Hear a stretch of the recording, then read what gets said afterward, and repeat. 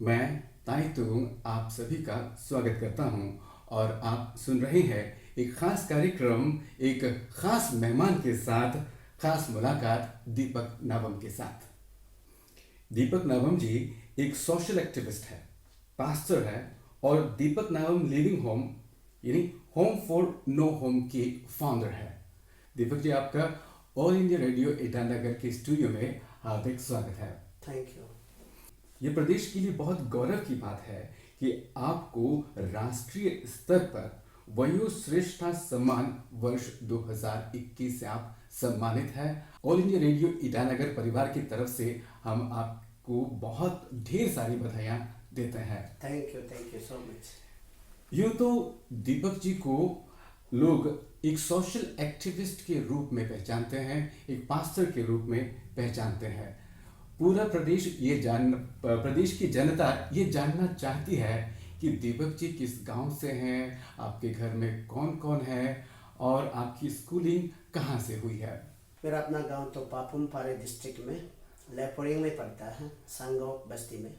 अच्छा, लोग जानना चाहते हैं कि आपने बचपन की पढ़ाई कहाँ से शुरू की। मैं अपने बचपन की पढ़ाई में लेपोरिंग से किया है। कि और आज आपको लोग बहुत बड़े सोशल एक्टिविस्ट के रूप में जानते हैं, बहुत अच्छे पास्टर के रूप में जानते हैं। वो कौन सा पहलू है जो आम जनता आपके बारे में नहीं जानती। ऐसे तो मैं अपने सेवा के विषय में अब पास्टर और सोशल एक्टिविस्ट का रूप में लोग जो मुझे जान रहे हैं, मैं अपने आप को ऐसे जानने देने के लिए मैं तो काम नहीं किया, लेकिन मेरा जो मेहनत, मेरा जो सफ़र जो है, ऐसे समाज में एक पहचान बना दिया कि ये दीपक नावम एक पास्टर है और दीपक नावम एक जो सोशल एक्टिविस्ट है। हाँ जी, ऐसे पहचान बना दिया। ओके,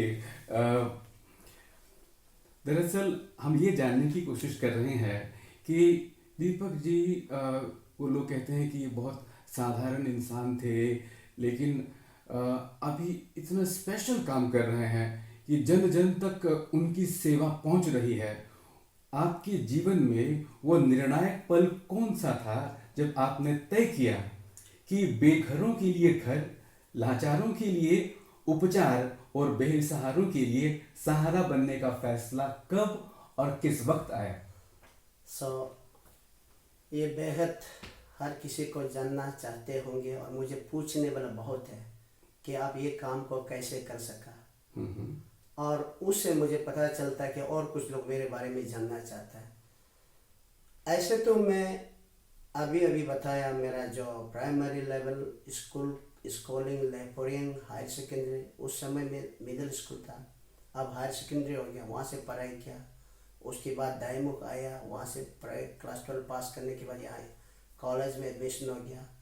उसके बाद यहाँ से मेरा जो एक नया ज़िंदगी, एक नया चैप्टर शुरू होता है। हाँ जी, हाँ। उसमें मैं गलत दोस्त के साथ, रॉन्ग पीपल के साथ, उस इन्फ्लुएंस में, उस ट्रैप में मैं फंस गया। उसका चलते ही मेरा जो अल्कोहलिक एडिक्शन, एक मैं ड्रंकर आदमी, और उसका परिणाम जो मेरा लीवर सिरोसिस हो गया, ब्रुक्स की तरह, धोनाला की तरह।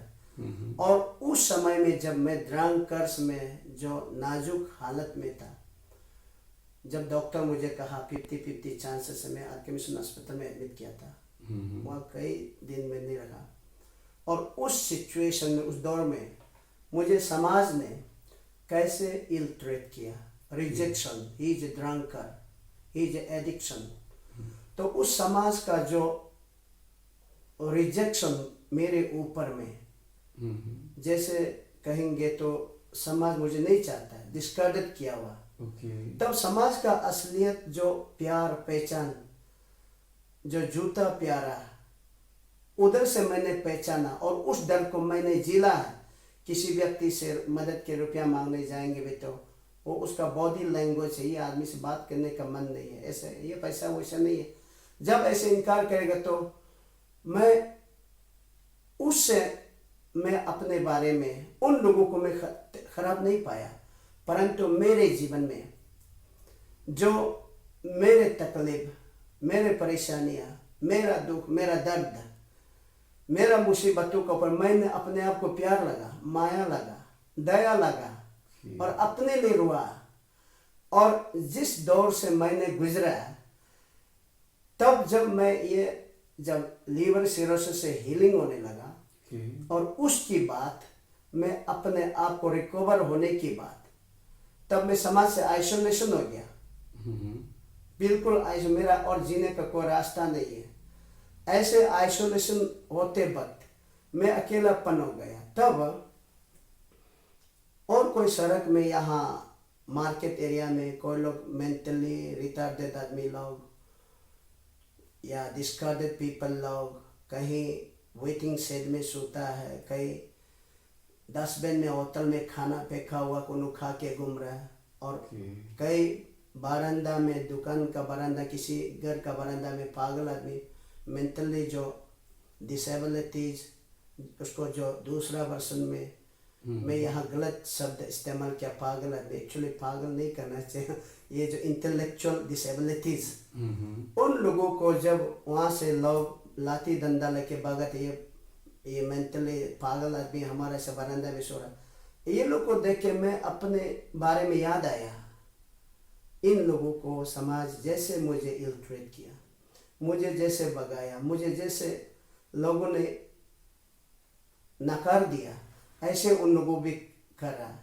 तब उन लोगों को मैं एक एक करके अपना वहाँ पे अपना साथ रहा। लेकिन दीपक जी, इसमें अचरज की बात यह है कि आपके खुद की हालत अच्छे नहीं थे और इतने कमज़ोर, यूँ कहें मानसिक रूप से कमज़ोर और आर्थिक रूप से बहुत बेहद कमज़ोर, यूँ कहिए कि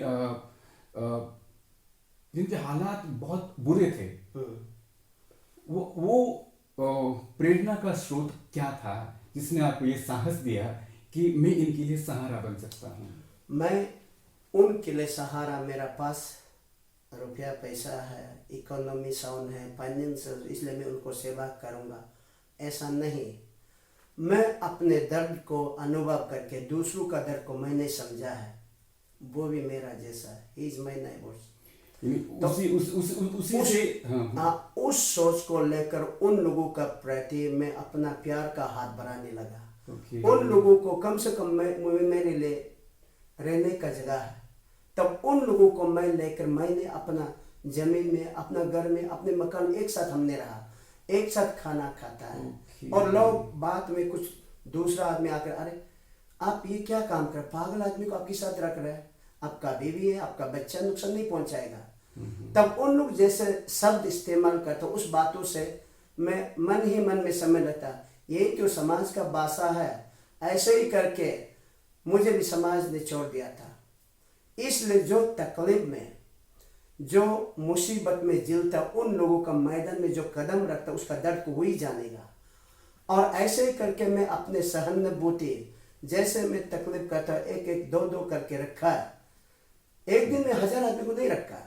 जब ये बात को लोगों ने जानने लगा, वहाँ दीपक नाबम का साथ ऐसे जो मेंटली, जो इंटेलेक्चुअल डिसेबिलिटीज लोग, कुछ लोग रख रहा है, तब जैसे कि आपकी परिवार में, किसी और का परिवार, ये बात को जानने वाला लोग मेरे वहाँ पे आता है, मेरा पास एक ऐसे पेशेंट है, आप रख दीजिए, और मंथली कुछ ये जो उनका जो एक्सपेंस, जो कुछ रेशन पानी हम लोग थोड़ा मदद करेगा। तो मैं अरे मैं तो वेलकम है, क्यों सेवा नहीं करूँगा। तो ऐसे करके एक दो करके तो ऐसे करके अपने आप में बढ़ गया, और मैं ये चीज़ को करूँगा, ऐसे करूँगा, मेरा कोई कल्पना, कोई सोच ही नहीं था। लेकिन मेरे अपने प्यार में जैसे प्यार का हाथ बढ़ाया, तो अपने आप में ये सेवा बढ़ता गया। तो फाइनली इसको एक स्ट्रक्चर मिला, दीपक नाबम लिविंग होम के रूप में, होम फॉर नो होम। घर में एक मेंटली रिटार्टेड इंसान को परवरिश करना अपने आप में इतनी बड़ी चुनौती है। वैसे ही लोग थक जाते हैं, आपको थकान क्यों नहीं होती?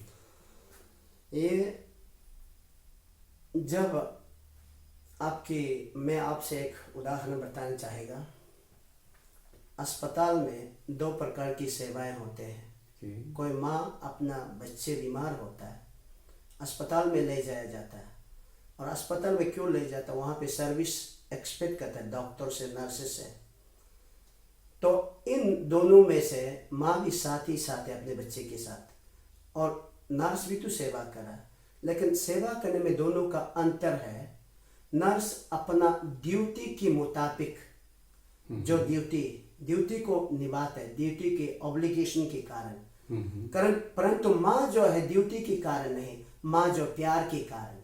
और इन दोनों में से जो प्यार को नापेंगे, तो नर्स का और माँ का प्यार को नापेंगे तो माँ का ही होगा निश्चय, क्योंकि माँ जो है अपने बच्चे के लिए जीवन को भी कुर्बान करने को तैयार है। बच्चा नहीं मरना चाहिए, मैं ही मर जाऊं, ऐसे माँ का सोच होता है।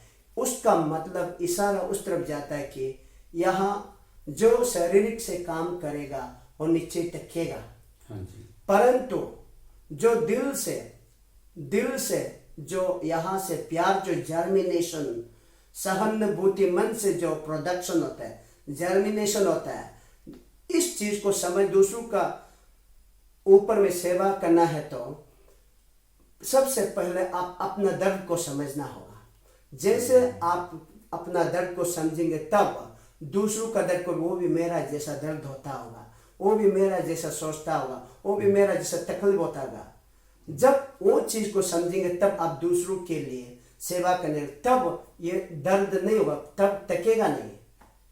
और मैं अब तक यही है, मैं अपने को आपके सामने में बता रहा हूँ, मैं अपने आप को ना हम पॉलिटिशियन बनूंगा, मैं नाम कमाने के लिए कर रहा, ना कुछ करने के लिए। दुनिया में कुछ चलने के लिए हमें जीवन दिया, दूसरों के लिए मिलकर जीना ही अच्छा है। लेकिन दीपक जी, इसमें ये तो आपका फैसला है, और आपके साथ आपकी धर्म पत्नी जी भी है, उनकी क्या विश रही होगी? सबसे पहले मेरा धर्म पति, मेरा पत्नी जो है, मेरे पत्नी का रोल प्ले नहीं करता, मेरे धर्म पत्नी जो मेरे माँ की रोल प्ले कर रहा है। I see. इसलिए आप ज्यादा मतलब यूं कहें कि सोर्स ऑफ इंस्पिरेशन आपकी धर्म पत्नी जी है। मेरा जो धर्म पत्नी जो है मेरे माँ की रोल प्ले करते हैं। माँ कैसे होते हैं, अपने बच्चे जितने भी गलतियाँ करें, अपने बच्चे का गलतियाँ को नहीं गिनता है, उसको अपने प्यार से ढक देता है। क्योंकि अपना बच्चा जो है, आपको भी अभी मैं पूछेंगे आपके बच्चे का गलतियाँ का रिकॉर्ड को निकालो कहेंगे तो आप निकालने का है ही नहीं, क्योंकि आपका मन में आपका बच्चे का गलतियाँ को दिखाई नहीं था, गलतियाँ रखने का रिकॉर्ड है ही नहीं, क्योंकि प्यार से भरा हुआ ना। प्यार और नफरत कैसे एक साथ चल सकेगा? इसी प्रकार मेरे कमी कती को, मेरे शॉर्ट कमिंग को, मेरे हर कदमों में मेरे धर्म पत्नी, मेरे माँ की रोल प्ले करके मेरे ऊपर में एक बड़ा मेरे मजबूत होने का पीछे में उनका बड़ा रोल है। दीपक जी, हमें आपके केंद्र में हमें जाने का अवसर मिला, तब की चुनौतियाँ बहुत अलग थी। अब लोगों में आपकी चुनौती लोगों ने समझा, लोग अभी विजिट कर रहे हैं, सरकार की नज़र आपकी कोशिशों पर पड़ी। अभी वर्तमान समय में आपके केंद्र में क्या क्या चुनौतियां हैं, उन चुनौतियों को बताने से पहले आप के केंद्र में कोई सेवा पाना चाहते हो तो उसका एड्रेस आप बता पाएंगे? जी, ये तो यहाँ अरुणाचल प्रदेश में जी, आज की तारीख में जो इंटेलेक्चुअल डिसेबिलिटीज और आसन शब्द में लोग यहाँ तो जानता है, ये कॉमन आदमी जो पागल आदमी है, लेकिन ये इंटेलेक्चुअल डिसेबिलिटीज को हर कोई उस भाषा का इस्तेमाल नहीं करता है। तो अपने इंसान को पागल कहेंगे तो सुनने में अच्छा नहीं लगता है, लेकिन ऐसे जो इंटेलेक्चुअल डिसेबिलिटीज का एक संस्था अरुणाचल प्रदेश में चला रहा है, बोलने से मात्र यही दीपक नावम living home for no home, मकान है जिसके लिए मकान नहीं है। और अभी इसके बारे में थोड़ा आगे बता लेते हैं। बिल्कुल। ये गवर्नमेंट ऑफ इंडिया 2017 में mental health care act government of India pass किया गया, और अरुणाचल प्रदेश में ये मेंटल हेल्थ केयर एक्ट को 2019 में यहाँ स्टेट गेजेट में मात्र केवल पब्लिश करके रखा, ओके। लेकिन उसको स्टेट गवर्नमेंट इम्प्लीमेंट नहीं कर पाया। इसलिए सुप्रीम कोर्ट में एक ये जो ह्यूमन राइट कमीशन का जो कोई एडवोकेट जो है गौरव बांसल केस ठोका है। ओके। तो 2019 से 19 में ये I think in the month of December chief secretary का ऑफिस में सबको मीटिंग बुलाया गया। उसका जो मेंटल हेल्थ रिलेटेड में जितने लोग उसका स्टेक होल्डर सेवा करता है, जो एनजीओस हो, गवर्नमेंट हो और कोई भी हो, ऐसे सेवा करने वालों को चीफ सेक्रेटरी अर्जेंटली मीटिंग बुलाया गया था। और उसमें लकीली मुझे भी बुलाया और उसमें किसका कितना, क्योंकि सुप्रीम कोर्ट मांगा विद इन 4 वीक्स में स्टेटस रिपोर्ट चाहिए। मेंटल हेल्थ केयर एक्ट को अरुणाचल प्रदेश में कितना लागू हुआ, तो वो केस तो अभी भी जारी है। तब उसमें मेरा सबसे बड़ा अच्छा रिकॉर्ड, बहुत बड़ा अच्छा था। तो उसमें गवर्नमेंट जो है ये चीफ सेक्रेटरी चेयरमैनशिप और उसके बाद हेल्थ डिपार्टमेंट का कमिश्नर, सेक्रेटरी, डायरेक्टर और सोशल जस्टिस एम्पावरमेंट का कमिश्नर, डायरेक्टर और सारे एनजीओस और गवर्नमेंट का जो ट्रिम्स से, साइकेट्रिस्ट डिपार्टमेंट और डायमंड मेंटल हॉस्पिटल से सब मीटिंग में था। और उसमें फाइनलाइज करके मेरा अच्छा सेवा, अच्छा रिकॉर्ड को देखकर हमारा उसको अरुणाचल प्रदेश स्टेट का ये half way home for mental disability government दिया गया है और उसी के आधार पर हम चला रहे हैं। और ये चीज़ जो है मेंटल हाफ वे होम बोलने से अभी सिंकी पार्क, ये दीपक नावम living home for no home उसकी कारण चला रहा है। और ये मात्र अरुणाचल प्रदेश में लॉन हाफ वे होम है अभी तक के लिए। और इसलिए हमारा वहाँ पे जो सेवा जो है प्राइमरीली मेंटल डिसेबिलिटीज लोग, मेंटली रिटार्डेड लोग सारे अरुणाचल से यहाँ पे अभी जमा पड़ा है। और अरुणाचल अकेला नहीं है, वेस्ट बंगाल से है, असम से है, बिहार से, इवन नेपाल से, ऐसे कुल मिला के अभी 200 प्लस है। तो ये संस्था जो लोकेशन यहाँ सिंकी पार्क हर द कैपिटल सिटी में है।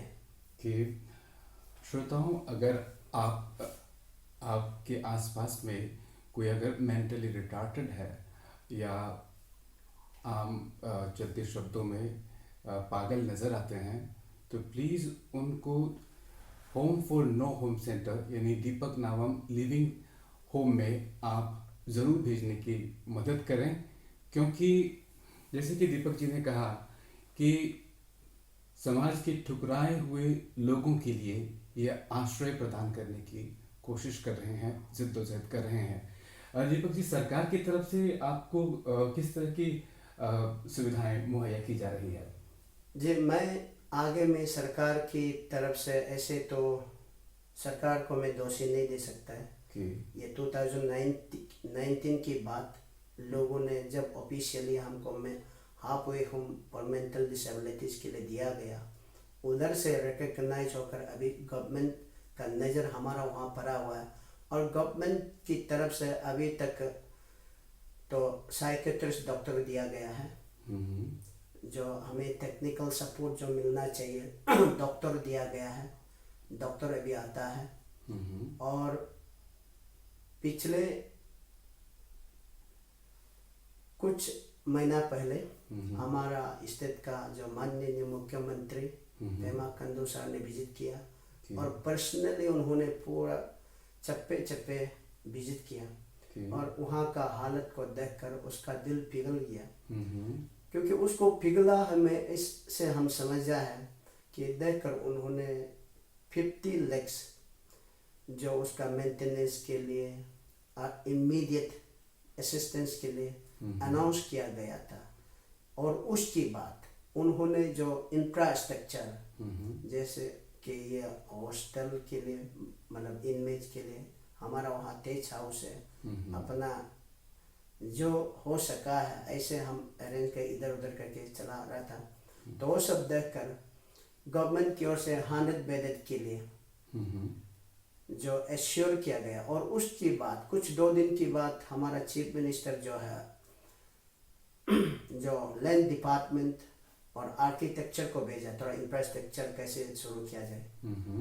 तो उन लैंड डिपार्टमेंट जो इंफ्रास्ट्रक्चर का जो आर्किटेक्चर उन सर्वे किया, तो उन बोला कि ये 100 बेडेड, ये तो बहुत बड़ा प्रोजेक्ट है, प्लस यहाँ पे सिक्योरिटी वाल, और उसका बाद यहाँ सेग्रीगेशन करना पड़ेगा मेल फीमेल। आपका यहाँ पे तो ये 50, 60, 8, 80, 90 कुछ होने से अलग बात है, 200 प्लस आदमी ये कमती बात नहीं है। तो इतना सारे देर सारे इनमें से इन लोगों को सेवा करना और इन लोगों को एकोमोडेट करना, ये बहुत बड़ा ये चीज़। इसलिए आपका यहाँ जगह लोके ये एरिया जो थोड़ा कमती है, तो यहाँ इतना ये बड़ा project segregation by kitchen, dining hall, ये सब जगह नहीं होगा। तो उन लोगों ने जाकर सीएम से कुछ ऐसे इंफॉर्मेशन दिया होगा शायद, फिर सीएम से बाद में आया आपको वहाँ जगह तो इतना ये नहीं है, तो दूसरा जगह है क्या, मुझे पूछा। मैं कहा कि मेरा तो जगह है ही नहीं, यही सिर्फ है मेरा जो है वही उन लोगों के डोनेट करके चला रहा है। और तो इसलिए तब सीएम का तरफ से सजेशन आया कि ना सीएम को हमने बोला कि ऐसे ही है, जगह का स्कार्सिटी है, तो सीएम जगह कहीं ढूंढ पाएगा। मैंने बोला सर आप ऐसे कीजिए, जो आप 50 लाख हमें देने का जो इमीडिएट जो असिस्टेंस के लिए जो देने को वायदा किया था, सर हमें पैसा मत दीजिए, क्योंकि ये आज के लिए सिर्फ सेवा नहीं है, हमेशा के लिए। हम तो इस दुनिया में हमेशा रहे या ना रहे, लेकिन हमको तो एक दिन जाना पड़ेगा, लेकिन ये समाज के लिए रहेगा। इसलिए सर आप ये तब तो जमीन ही दे दीजिए। तब सीएम ने फिर हमको इंटरेस्ट किया, तब तो जमीन दोनों। तो ऐसे करके सीएम ने सजेस्ट किया। उसके बाद हम यहाँ ईटानगर, जोलंग, कहाँ यहाँ यूपिया सारे टीम आदमी लगा के ढूंढने दिया, लेकिन इतना महंगा ये मिट्टी का दाम, तो 50 लाख में क्या अफोर्ड करेगा। लेकिन फिर भी यहाँ से थोड़ा हमको जो एक्सपर्ट्स लोगों ने भी सजेस्ट किया, ऐसे चित्र सिटी का आउटस्कर्ट्स में होने से और अच्छा होगा। हेल्थ डिपार्टमेंट से भी मुझे सजेस्ट किया, तब करके दायमुग में अभी जमीन वहीं पे 2 हेक्टेयर से ज़्यादा वहाँ पे सीएम साहब अपने तरफ से कंट्रीब्यूट कर दिया। अरे वाह। तो ऐसे ही करके अभी इतना तक चला आ रहा है, और मैं आशा करते गवर्नमेंट और साथ देंगे। अब मैं क्या कहूँ, ये ऐसा निशब्द कर देने वाली स्थिति है। मेरा सवाल यह है कि आपके पास बहुत लिमिटेड रिसोर्सेज है, जगह की बहुत कमी है, घर ठीक नहीं है, ये बहुत एक तरीके से सेकेंडरी चीज़ सी नज़र आती है। आप उनको खाने खिलाने के लिए 200 लोगों के लिए हर रोज़ का खाना आप कैसे प्रोवाइड कर पाते हैं? जी, ये सबसे बहुत हर कोई पूछता है, हर कोई ये सवाल को पूछता है। ये मेरा सेवा जो है आज का नहीं है, 2005 से लेकर अब तक आई थिंक 17 लॉन्ग ईयर्स चला आना। उसमें शुरू में 1, 2, 3, 4 आदमी, और उसके साथ तो मैं एक साथ खाता था, एक साथ एक ही घर में रहता था परिवार का रूप में। तो ऐसे करके करके उसमें सपोर्टिंग जो मेरे सेवा करने का, उसका सेवा करने का मनोबल, सेवा करने का शक्ति जो है, तो परिवार का इन्फ्लुएंस, परिवार का आदत बन गया। तो उस शुरुआत में जैसे आपके एक कोई पेशेंट है और कोई दूसरा का पेशेंट है, हमारे वहाँ लाया जाता है और वे कहते हैं आप थोड़ा देख दीजिए, महीना में हम थोड़ा कुछ राशन पानी चावल वगैरह बीच बीच में देता रहूँगा। तो शुरुआत से ऐसे करके अभी तक ऐसे ही चला आ रहा है। और यानी कि मतलब मैं अपने सेवा जैसे मैं उन लोगों को जो मेंटल डिसेबिलिटीज लोगों को, मेंटली रिटार्डेड लोगों को, मैं उन लोगों को भेदभाव किए बिना क्योंकि मेरा प्यार उन लोगों के साथ है। हम्म। तो मैं जैसे उन लोगों को प्यार किया हम्म। और उन लोगों का पेरेंट्स या गार्जियन जो रखता है वो मेरा सेवा मेरा मेहनत को देखा। सीधा सीधा बात ये कि सरल बात ये कि मैं उन लोगों का दिल को जीत सका। उसका मतलब मैं इन लोगों को जैसे प्यार किया उनका गार्जियंस भी वैसे मेरे ऊपर प्यार के बदले में प्यार मिला। तो यही है सोर्स जो है। तो मैं वहाँ सेवा के बदले में मेरा कोई इंटेंशन नहीं है कि आपका आदमी को मैं पाल दूंगा और मैं थोड़ा आपसे फीस लेना। मेरा आप कोई फीस नहीं लेते? बिल्कुल बिल्कुल मेरा कोई आपका मैं सेवा के बदले में मुझे कुछ पाना है, मेरा कोई इंटेंशन नहीं है। इन रिटर्न कुछ पाना है, मेरा वो बिजनेस नहीं है। बिल्कुल अपने मन में एक प्यार का एक जो मैंने जिक्र किया है, जो दूसरों का प्रति एक सहानुभूति है, एक दया है। और दया होकर हम सेवा करेंगे तो उनसे क्या उम्मीद करेगा। लेकिन एक ड्यूटी बनकर सेवा करूंगा तो हाँ सेवा के बाद कुछ पाना वो सोच होता है। इसलिए कि इतने सारे देर लोगों को वो जो क्योंकि एक दिन का इतना देर सारे आदमी को एक दिन में मैं नहीं पाला। बहुत साल मेहनत किया। ये बहुत साल का हर से मेहनत का परिणाम है। और मेरा भी एक्सपीरियंस बढ़ते गया और परिवार का जो लार्ज परिवार जैसा बढ़ते गया और जो वेल विशर्स लोग और जो लाइक माइंडेड लोग और जो उसका जो नज़दीकी जो परिवार के लोग जो रखने वाला लोग उन लोग बीच बीच में चावल सब्जियां या केस या कहीं अपने आप में कंट्रीब्यूट करता है। तो उनको हम अभी तक मैं आपको एश्योर करता हूँ मेरा घर हम लोग आगे में एक साथ खाता था लेकिन मैं जिस घर में था उनको उन लोगों को देखकर मैं ऊपर में थोड़ा साइड करके आ गया। तो अभी किचन अलग है। आगे में अलग नहीं था, एक ही साथ हम लोग खाता था, एक ही साथ ये घर में रहता था। अभी फिर मैं ऊपर में आने से भी किचन एक ही है। उन लोग जो सब्जियां खाता वही मैं खाता हूँ और उन लोग जो चावल खाता वही मैं खाता हूँ। कोई भेदभाव नहीं है। उधर अलग इधर अलग होने से ये सेवा भी सक्सेस नहीं होगा। अभी भी हम लोग लार्ज परिवार का तौर में चला रहा है और अभी भी हम लोग वही पब्लिक का कंट्रीब्यूशन पब्लिक का जो दिल को मैं जीत पाया। जैसे मैं उन लोगों को प्यार किया उन जो हमारे इनमेट्स लोगों को जो डिसेबिलिटीज लोगों को जो रिटार्डेड लोगों को मैंने बड़े अपने दिल से सेवा कर रहा है।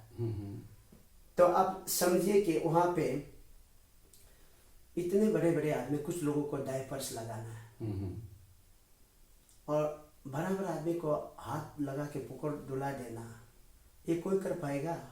बोलने में आदमी आसान है, सोचने में आसान है। इसलिए हमारा वहाँ पे डायपर का बहुत ज़रूरी है और ये हैंड ग्लोव का बहुत ज़रूरी होता है क्योंकि बहुत लोग बेड राइडन है ज़्यादातर है। तो ऐसे लोगों को सेवा करना तो पब्लिक जिसने रखा है और नीचे वो भी प्यार करेगा ही। मेरे आदमी को जो मैं घर में पाल नहीं सक पा रहा, चैन से हम लोग सो नहीं पा रहा, चैन से ऑफिस जा नहीं पा रहा, चैन से खेती नहीं कर पा रहा, चैन से बिजनेस नहीं कर पा रहा, इसके लिए दीपक नाबम एक डस्टबिन के रूप में अननोन आदमी आके मेरे परिवार को मदद करा, मैं उसे मदद क्यों ना करेगा। ये पब्लिक का भी एक समझने का एक दिल रास्ता खोलता है। तो ऐसे ही करके अभी तक चला आ रहा है।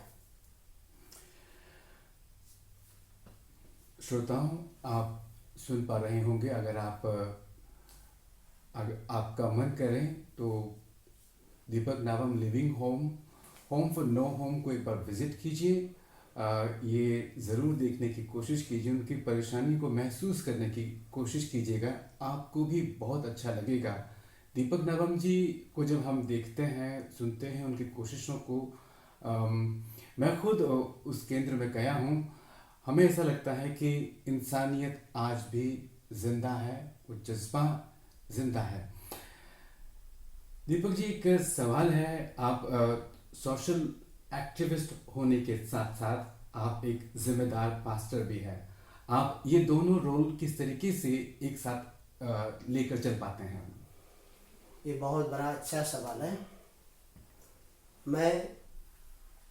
जब मैं समाज से आइसोलेशन हो गया था, समाज से जब मैं बिछड़ गया था, मैं आज की समाज जैसे लोग जिस दौर में कॉम्पिटिटिव में अपना परिवार को कैसा पालना, अपना भविष्य को कैसे आगे बढ़ना, उससे मैं भटक गया था। जैसे कि मैंने आपको बता चुका, मैं एक अल्कोहलिक एडिक्शन, उसका जो परिणाम मेरे लिवर सिरोसिस होने के बाद जब वो एडिक्शन हो गया, तब लोगों ने मुझे छोड़ना शुरू कर दिया। तब मैं अकेलापन हो गया। और उस समय में जब मैं अस्पताल में महीना से ज़्यादा बैठा, लेकिन कोई भी विजिट करने नहीं आया। उस समय में हमारा कोई क्रिश्चियन का कोई पास्टर्स आके हमको काउंसलिंग किया, बी करेजियस, आपका जीवन है, जी सकता है, don't be lose your faith, there is life for you. जब उनका एक शब्द से मेरे मन में एक जागरण, एक आशा का किरण है, मुझे एक सुकून मिला। अस्पताल से तो डॉक्टर मात्र मेडिसिन देगा, लेकिन मेरे डिस्करेजमेंट को मेडिसिन ठीक कर नहीं पाएगा, मेरा डिस्ट्रेस को मेडिसिन से ठीक नहीं कर पाएगा, मेरा निराशा को मेडिसिन ठीक नहीं कर पाएगा। ऐसे होकर मेरा दिल टूट चुका था। तब मैं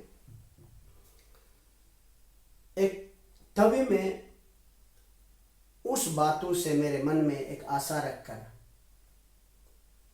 तब मैं प्रार्थना में, लोग प्रचार करने से, प्रचार को बहुत बेहद इंटरेस्ट है, सुन के जीने का रास्ता है, जीने का रास्ता, मैं स्टेप बाय स्टेप मेरा मेजर ऑफ फेथ डेवलप होने लगा।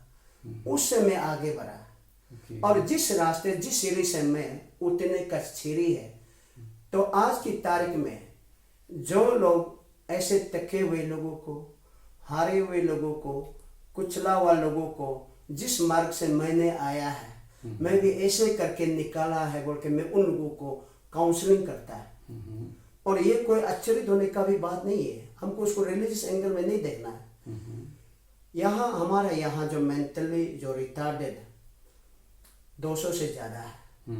इवन यहाँ प्रोफेशनल जो टेक्निकल एक्सपर्ट, जो साइकेट्रिस्ट लोग, ट्रिम्स से हो, दैमुह मेंटल हॉस्पिटल से हो, और जितने बाहर से आते हैं, वही लोग बोलते हैं उन लोगों का मेडिकल टाइम में भी दवा अकेला से नहीं होगा। दवा तो सम पर फिजिकल पार्ट को करेगा, लेकिन जो डिस्करेज होके, डिस्ट्रेस होके बैठा होकर दवा थोड़ी काम करेगा। इसलिए उन लोगों का वहाँ एक स्लोगन है, दवा और दुआ। दवा भी चाहिए, दुआ भी चाहिए। इसलिए आपका जो मिशनरी जो है काम, इसलिए आपका सक्सेस हो रहा है। उन लोग ऐसे खुद एडमिट करता है, और वो खुद बोलता है कि हम लोग एक साइकेट्रिस्ट डॉक्टर है, लेकिन डॉक्टर होने के बावजूद आपका जैसा कर नहीं पाएगा। ये एक एक्स्ट्रा ऑर्डिनरी, एक अंडरस्टैंडिंग, एक सोच, ये दिल का ताकत है। तो इसलिए कि जिस रास्ते से मैंने जो चैलेंज, जो चुनौतियां को निपट कर ओवरकम कर पाया, इसी रास्ते से लेकर मैं आज ऐसे विक्टिमाइज, ऐसे पीड़ित लोगों को मैं काउंसलिंग करता, और उसी का जैसे जिस रास्ते से मैं बताता, तब उन लोगों के लिए एक विश्वास का प्रमाण, विश्वास का एक सबूत, विश्वास का एक ऑथेंटिक ताकत मिलता है। इसलिए बहुत लोग रिकवर होकर जा रहे हैं। ये तो गवाह मैं नहीं बोल पाने से भी, जिन जिन लोगों का परिवार रिकवर्ड हो गया, वे मुझे परमेश्वर को तो नहीं देखा, लेकिन एक देखी हुई गोद जैसा मुझे लोग, वे लोग बोलता, मैं उन लोगों को बोलता मैं गोद नहीं है, लेकिन मैं भी जैसे जिस समस्या का दौर गुजरा है उससे मैं निपट के आया हूँ। तो इसलिए मेरा शुरू बात जो है, मैं हमारा जो परमेश्वर का जो वचन, यीशु मसीह का जो वचन लोगों ने मेरा ऊपर जो प्रचार किया, वो मेरे मन में प्रभावित हुआ, वो मेरे मन में असर पड़ा, और वो उससे सेवा करके करके अपने आप में ये सेटिंग हो गया। और अभी जो सेवा कर रहा, मैं लोगों को सेवा कर, मैं रिलीजियस एंगल में सेवा नहीं करा। रिलीजियस तो रिलीजन है, चाहे हिंदू हो, चाहे मुसलमान हो, चाहे मुस्लिम हो, चाहे क्रिश्चियन हो, चाहे बुद्धिस्ट हो, चाहे ज्यूस हो, वो तो मात्र एक रिलीजन है। लेकिन इंसानियत के लिए सेवा करना है तो हम रिलीजियसिटी में कॉन्फाइन होकर सेवा नहीं कर पाएगा। हम रिलीजन से ऊपर उठकर ह्यूमैनिटी के लिए सेवा करना है। क्योंकि जो आज हिंदू दर्द होता है वो क्रिश्चियन को भी दर्द होता है, जो मुस्लिम दर्द होता है वो बुद्धिस्ट को भी दर्द है। इंसान तो इंसान है ना। तो हम रिलीजियस के कारण हम रिलीजियस का गुलाम क्यों बनेगा? रिलीजन से ऊपर उठकर इंसानियत के लिए सेवा करना। और हमारा जीवन में इस वचन, जो परमेश्वर का वचन जो हमारे ऊपर में, जब हम घायलपन में था, आइसोलेशन में था, जो बिछड़ा गया था, तो उस समय में मेरे ये रिकंसिलेशन मैसेज जो है मेरे जीवन में प्रभावित हुआ। और जैसे उस चैलेंजेस का समय में जो सहारा लेकर मैंने आगे निकला, उसी को मैं आज भी काउंसलिंग करता। और आज मैं लोग मुझे पास्टर और दूसरा जो सोशल एक्टिविस्ट, तो ये कैसे हो सकता है? लोगों का दिमाग में घूम रहा है। बहुत लोगों को ऐसा लगता है कि दीपक जी जो है अभी बहुत नामी आदमी हो गए हैं और उसने पास्टर की जो जिम्मेदारी है उससे थोड़े से भटक गए से लगते हैं, ऐसे फील नजर आता है। ये पास्टर जो है मेरे जीवन में, जब मुझे भरोसा कर, मैं पास्टर, मुझे कोई अपॉइंट करना है, कोई किसी का सर्टिफिकेट देना, वो बात नहीं है। पास्टर जो है एक आदमी, ग्रुप ऑफ पीपल को लीड कर पा रहा है। समझ गया ना? बिल्कुल बिल्कुल। तो अभी रिलीजियस एंगल में, रिलीजियस पॉइंट ऑफ व्यू में आप देखेंगे तो मुझे कुछ लोग पूछा है आगे में, मेरे वहां पे आया, तो मैं उन लोगों से यही जवाब दिया कि ये भारत देश जो एक सेक्युलर नेशन है, और भारत देश में जितने लोग अच्छे अच्छे सेवा कर रहा है, हर कोई तो किसी ना किसी रिलीजन से बिलोंग करता है। बिल्कुल बिल्कुल। परंतु वो आदमी रिलीजन को दरकिनार करके लोगों का भलाई के लिए सेवा करा। मैं भी उसी प्रकार, bye religion I am Christian, तो मैं क्रिश्चियन होकर वो तो मैं अपना फेथ को मैं प्रैक्टिस कर रहा है। परंतु ये फेथ को जो प्रैक्टिस कर रहा है, हम दूसरों का ऊपर में इम्पोज करने के लिए नहीं है। समझ गया ना? हाँ जी, हाँ जी। तो हम दूसरों का ऊपर में इम्पोज करने के लिए नहीं है। वो हमारा फेथ है और हमारा फेथ में ही हमारा जीवन है और हमारा सक्सेस का पीछे में हमारा फेथ है। समझ गए ना? तो इसलिए कि हम रिलीजियस एंगल में ना देखें। और आज भी मैं ये बात को बोलना नहीं चाहता है, सिविलाइज सोसाइटी जो जानकारियां आदमी, मेच्योर आदमी, एक एज ए होल ह्यूमैनिटी के लिए सच्चे सही रीति से समझने वाला कोई भी रिलीजन का बात नहीं करेगा। बिल्कुल बिल्कुल। रिलीजन एक ग्रुप ऑफ पीपल को कॉन्फाइन करता है। हम इतना नीच सोच नहीं है अभी। जैसे कि प्यास लगने वालों को पानी में कोई चमत्कार नहीं होएगा। प्यास को बुझाने के लिए हम नदी में जाकर डुबकी लगाने से और नदी के आजू बाजू में घूमने से हमारा प्यास पानी को, नदी को देख के भागेगा नहीं, बुझेगा नहीं। प्यास बुझाने का तरीका नहीं है। प्यास बुझाना है तो प्यास को इलाज करने का तरीका है, आप छोटा सा गिलास में पानी लीजिए, पानी को पी लीजिए, पीने से तब आपका प्यास बुझेगा, पानी में डूबने से नहीं है। नहीं, इसी प्रकार आप क्रिश्चियनिटी में डुबकी लगाने से, क्रिश्चियन यानी कि चाहे हिंदू हो, मुसलमान हो, क्रिश्चियन हो, धर्म का सागर में डुबकी लगाने से आपका समस्या समाधान नहीं होएगा। समझ गया ना? बिल्कुल। इसलिए कि मैं धर्म के लिए प्रचार नहीं करता हूँ, परंतु मैं लोगों को अपना समस्या को निपट कर कैसे आगे निकलना, वही मैं प्रचार करता हूँ। हाँ जी, हाँ जी। यानी दीपक डाबम जी दरअसल इंसान को इंसान के नज़रिए से देखने की वकालत करते हैं और जो भी सेवा उनसे मुमकिन हो पाते हैं वो आप तक देते आए हैं। हम लोग कार्यक्रम के बिल्कुल आखिरी पड़ाव पर हैं। दीपक जी, आपके 17 वर्षों के लंबे संघर्ष की यात्रा के बाद जब आपको बड़ी कामयाबी मिली, राष्ट्रीय पुरस्कार वयोश्रेष्ठ सम्मान वर्ष 2021 में जब आपको सम्मानित किए गए, तो आपकी जिंदगी में क्या कुछ परिवर्तन आया है? मैं आपके व्यक्तित्व में कहीं आप बहुत बड़े बड़े आदमी जैसा फील तो नहीं करते? हाँ जी जी, मैं समझता हूँ सर, बहुत बड़ा अच्छा सवाल है। मैं हर मंच से यही बोलता हूँ, मुझे ज़्यादा आदमी रेस्पेक्ट करने से भी मैं नर्वस हो जाता हूँ। क्योंकि मेरा वो आदत नहीं है। मैं सर यही कई हाई प्रोफाइल लोगों से मैं मिलकर यही सेवा करता हूँ। ये दुनिया में हम कुछ क्षण के लिए हैं। शरीर का जिंदगी को जन्म से लेकर मरण तक लेंथ ऑफ लाइफ को नाप सकता है, लेकिन शरीर ही मात्र नहीं, शरीर के उस पार में एक जीवन है, आत्मा, हम जो रात को सपना सपना कहते हैं। तो हाई प्रोफाइल कुछ क्षण के लिए हाई प्रोफाइल है। आज हम चौथा आदमी बड़ा बनना चाहता है, लेकिन बड़ा आदमी चौथा बनने के लिए बहुत मुश्किल होता है। बिल्कुल बिल्कुल बिल्कुल, बहुत मुश्किल होता है। और बड़ा बन जाने के बाद मतलब मेंटेनेंस के लिए बहुत चाहिए। हाँ जी हाँ जी, जैसे औरत लोगों को काजल लगाना, लिपस्टिक लगाना, ये मेंटेनेंस बहुत चाहता है बिल्कुल बिल्कुल। लेडीज को।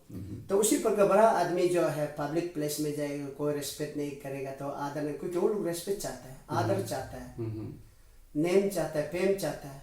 जब वो चीज समाज में नहीं मिलेगा तो वो निराशा होगा। वो एक मेंटेनेंस है। तो हम वो सब मेंटेनेंस। दीपक जी में आज आज की तारीख में भी आपके मन में कोई अहम की भावना नहीं है। हाँ, वो मेंटेनेंस जो है मैं कर नहीं पाएगा, इसलिए बेहतर हम चौथा बन के ही जीना अच्छा है। बिल्कुल, चौथा लोगों की सत्संगति रहना अच्छा है। और अभी जो राष्ट्रीय पुरस्कार जो प्राप्त हुई, मैं पुरस्कार के लिए बिल्कुल इंटेंशन काम नहीं किया। पुरस्कार के लिए मैं काम नहीं किया, लेकिन अचानक मैं लास्ट टाइम यहाँ सोशल जस्टिस एम्पावरमेंट डिपार्टमेंट से लास्ट डेट परसों होगा, उस समय में एक नॉमिनेशन दिया है। तो उसमें मुझे आपका कॉपी, लेकिन नॉमिनेशन लेटर तो बहुत आगे में मुझे दिया गया था, लेकिन उन्होंने लेट से मुझे पहुंचाया। अच्छा। परसों होगा। तो उस जैसे परसों बोला तो होगा, ऐसे करके मैं तो मिलेगा नहीं। लेकिन ये सब जान के रखना भी कोई गलत नहीं है। मेरे पीछे में मेरा जानना, पीछे में और कोई लोग भविष्य में काम आएगा, ऐसे सोच के मैं अपना जितना प्रोफाइल 17 लॉन्ग ईयर्स जो हार्ड वर्क सबको पूरा भेज दिया, सब पूरा ऑथेंटिक करे। तब बाद में वहाँ से आ गया कि सिलेक्ट हो गया, चीफ सेक्रेटरी से यहाँ से लेटर आ गया, गवर्नमेंट ऑफ इंडिया सिलेक्ट कर दिया। तो तब मैं आश्चर्य हुआ, सरप्राइज, अरे ये मेरा जो मेहनत को परमेश्वर अन्याय करने नहीं दिया, गॉड न्याय दिलवाया। और न्याय दिलवाया, यही जो मिला है। मैं बहुत बड़ा आदमी बना वो नहीं है, परंतु हार्ड वर्क का पहचान एक लोगों तक एक परिचय का रूप में एक पहुंचा है समाज में, बस उतना ही समझ पा रहा है। अच्छा अच्छा, दरअसल दीपक जी सादगी में विश्वास करते हैं और अपने प्रेम में विश्वास करते हैं। आपसे इंस्पायरिंग बातें यूं तो घंटों सुनने की इच्छा हो रही है, लेकिन अपने समय की पाबंदी है, हमें समय इस तरीके से स्टूडियो इजाज़त नहीं देते। मैं यूँ तो आपसे दिन भर बातें करना चाहता हूँ और श्रोताओं को भी सुनाना चाहता हूँ, क्योंकि ऐसे कई पहलू हैं जिन तक आप तक पहुँचनी चाहिए। हम आपसे वक्त बेवक्त मुलाकात करते रहेंगे। आज फिलहाल इस खास मुलाकात में इतना ही। बहुत बहुत शुक्रिया। Thank you sir, please. श्रोताओं, दीपक नावम जी और ताई तुगुम को दीजिए इजाजत। आज के कार्यक्रम में बस इतना ही। हम आपके साथ फिर से मुलाकात करेंगे एक और ख़ास शख्सियत के साथ। कार्यक्रम एक ख़ास मुलाकात के साथ। श्रोताओं, आप सुन रहे हैं मीडियम वेव की 444.4 मीटर यानी 675 किलो हर्ट्ज पर और अरुण FM 103.1 मेगा हर्ट्ज पर। नमस्कार।